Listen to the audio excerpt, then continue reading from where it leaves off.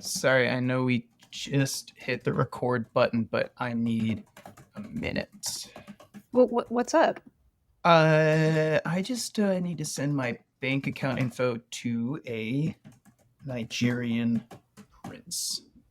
Wait, what? Yeah, there's this Nigerian prince who's gonna send me like a lot of money. Okay, Nick, whoa. Yeah, I know. I'm as surprised as you are. Why me? I don't know, but I'm not questioning it. And one sec, just a minute. All right, send. No. Account number, routing number, Swift code, sent. Let's record. Oh, Nick, how do you not know you're getting scammed? What do you mean? Oh no. Okay, I gotta make a phone call. One sec. Hello, is this bank? Yeah, I made a huge mistake. You know, Catherine, Nick isn't alone in getting tricked online. I was just reading about a few EU diplomats who were hacked via fake wine tasting invite. Oh, you're kidding me. I kid you not. Apparently, these diplomats received an invite from the Indian ambassador's residence. Of course, being good European citizens, they eagerly opened the invite, inadvertently giving some bad actors access to their computers. Oh, that's actually pretty smart. I mean, a wine tasting with the Indian ambassador, I might actually fall for that myself. Mm-hmm. You know, they make these hacks seem so cool. The scam has been dubbed spiked wine, and the malware they used is nicknamed Wine Loader.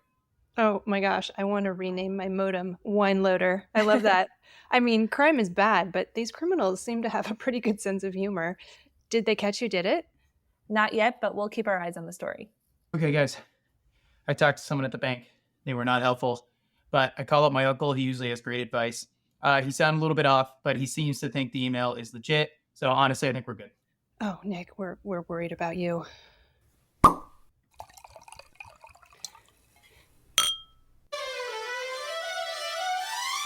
Sheep counting has gotten out of hand. Cheese is on the chopping block. Wine retailers love Registries, and Ukrainian wine abides. These are the 4 wine news stories at our table right now in episode 144 of The Four Top. I'm your host, Catherine Cole, joined by Ruby Welkovich and Nick Toole.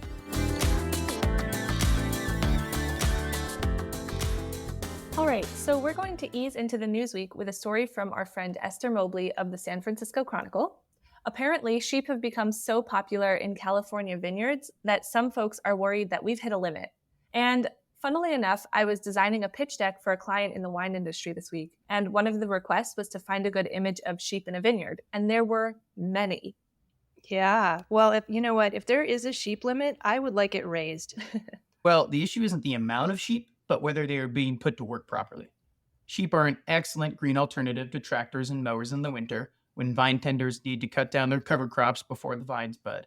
They can also eat fallen fruit before it rots or attracts rodents. Plus, sheep poop makes for great fertilizer. That's right, Nick, but some are arguing that the sheep craze has become more about marketing than sustainable agriculture. They claim that wineries are really just placing the sheep near the tasting room to lure in guests and letting them graze just for photo shoots.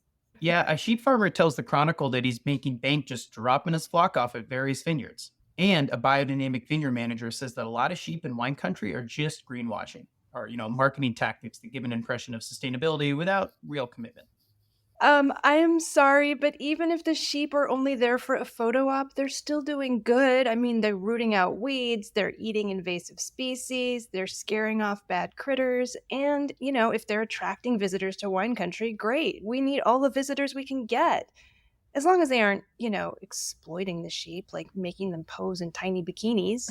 Okay, so wineries, go ahead and post those pics. They are adorable, and I will never complain. But no sheep nudes. Oh. Speaking of sheep, I've got a story about cheese that's so unbelievable, I just can't unbear it.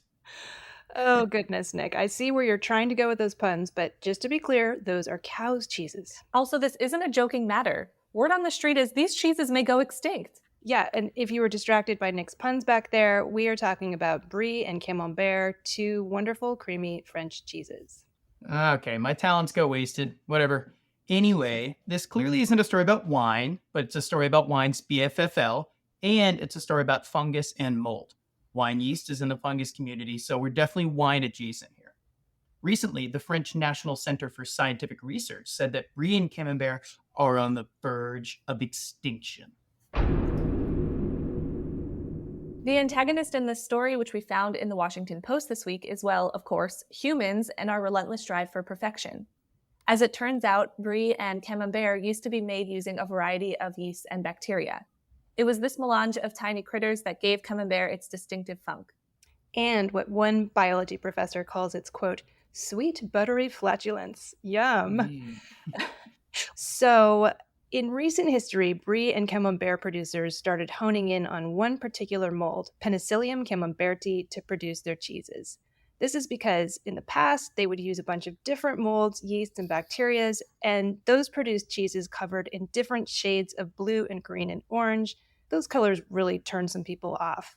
Penicillium camemberti, on the other hand, gives Camembert and Brie their wonderful flavors and textures, but also a beautiful, pristine white exterior instead of looking like a nasty bruise. Now, this is where we start careening toward the territory of regenerative agriculture. Stick with me here. Penicillium camemberti can't reproduce on its own. It has to be cloned over and over again, so every strain is genetically identical. This means that it basically has no genetic diversity and becomes vulnerable to pathogens and other environmental issues. Sounds a lot like monocrops. What does this all mean? Well, one sneaky disease gets into a creamery or lab, and Penicillium camemberti is a goner. But it's important to note this is a hypothetical situation. The French National Center for Scientific Research is mostly warning folks that we need to diversify our molds or risk losing a French national treasure. Yeah, I mean, the solution really seems to be let's go back to those many molded cheeses. Bring back that genetic diversity. Let's get back to some weird looking cheese, which is better than no cheese, right? Agreed. So, Nick, you got married recently. Yeah, I just held up my hand to show you my ring, but you can't even see it, so that was pointless. But yeah. So, did you and your wife register for wine? No, I did not know you could do that. Oh my goodness, this is reason alone to get married. According to 750 Daily, bottle shops are now in the wedding registry biz, and I love this trend. Why register for plates that you'll decide are ugly in 5 years? I mean, who knows how long the hand-thrown pottery look will last? But wine, that lasts forever. Yeah, according to this article, wine retailers are seeing higher engagement time, two can play at the pun game, Nick, on their websites in general after adding wedding registries. It's just a win-win. And it makes the couple look like discerning wine snobs if the retailer helps them curate a really top shelf collection of wines. This is an idea whose time has come. So true. Wine retailers see wine registries as a way to build a loyal customer base. By helping their clients choose wines based on their tastes and interests, they make those customers want to keep coming back. Yeah, this is an excellent way to get face time with customers and introduce them to new things. And it's a registry, so they don't even have to pay. Pass that responsibility on to your guests. Honestly, this is making me want to do over. It's like, honey, once we get that money from the Nigerian prince, we got to talk about planning another wedding. I'm thinking France. She actually just got her wedding dress back from the dry cleaner, so this is perfect timing. Oh, Nick, we are really worried about you.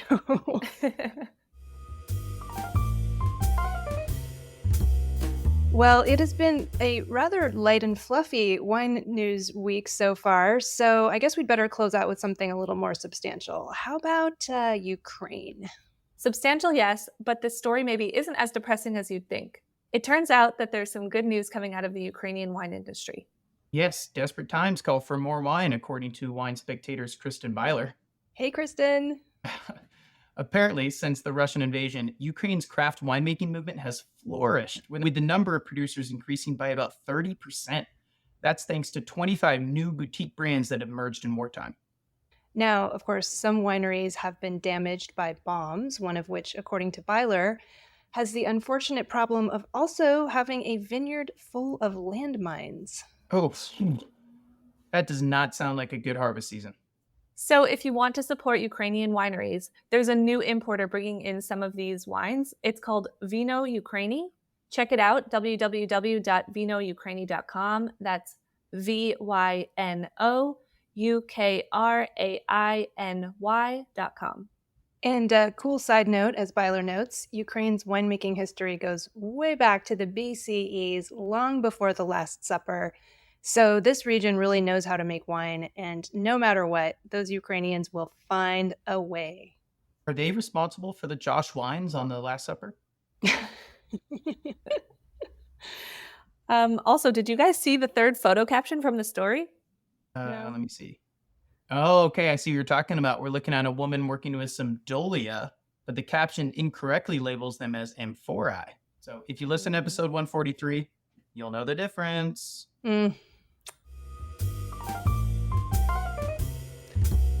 So, listeners, if you follow us on Instagram, you know that we post a question each week, and we love reading your feedback. This week, we are looking at your comments, not on a question though, but on a statement that I think will make our sometimes co-host Martin Reyes, Master of Wine, world famous one day. That's right. Martin often says wine can be a toxin or a tonic depending on the dose and the pace. He said it a couple of times in our recent episodes on wine and health, so we posted it and we heard from listeners.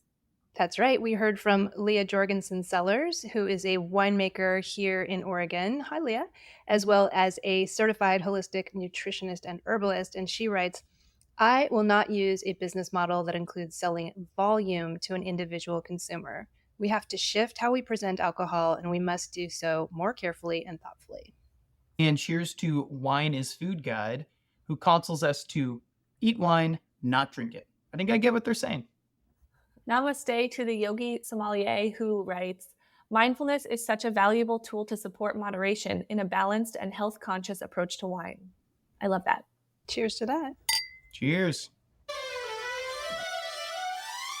Well, now it's time for our dessert course, and it's Women's History Month. So my endorsement is a little taste of women's history. I really enjoyed the Netflix series, The Law According to Lydia Poet.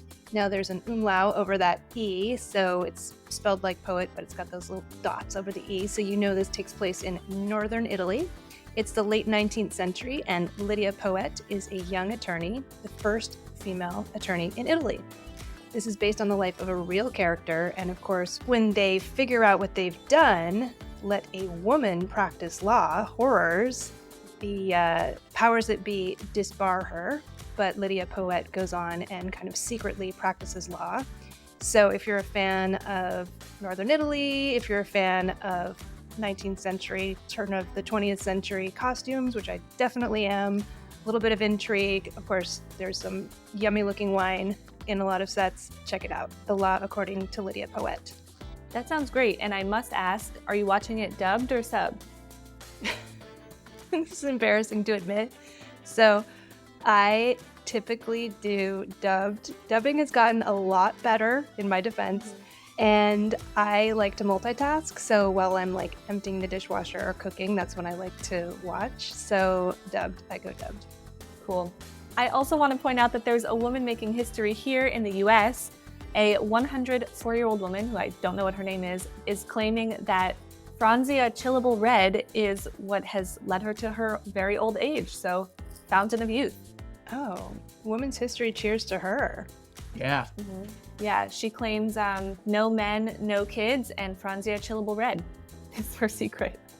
Well, I've been ordered for 40 years, and I don't have any children, and I drink wine every day. Franzia Chillable Red. And I hope Franzia sends me a carton of wine. I like it. Making history in her own way. Well, on that note, this has been the Four Top Podcast. I am our executive producer, Catherine Cole. I'm our producer, Nick Toole. And I'm media and design manager, Ruby Welkovich. Keelan King is our sound supervisor and the composer and performer of our fantastic theme music. Please visit our website, thefourtop.org, to learn more about us, listen to back episodes, and learn how to sponsor our amazing work. If you have not already subscribed to The Four Top on iTunes or Spotify, please do so. And please leave us a rating. Hey, y'all, this is important. Every rating feeds the algorithm and helps new listeners find the Four Top. From the Willamette Valley, where we are happily overrun by adorable sheep, this is Catherine Cole signing out. And Nick, I seem to recall you have really cute belted cows in Maine, right? Yes, we do. And funnily enough, I'm wearing a cow hat right now that my aunt got from a local dairy farmer. So I guess from the land of milk and honey, this is Nick signing out. And from my own chillable red wine drinking Brooklyn, New York, this is Ruby signing out. Stay safe out there, and thanks for listening.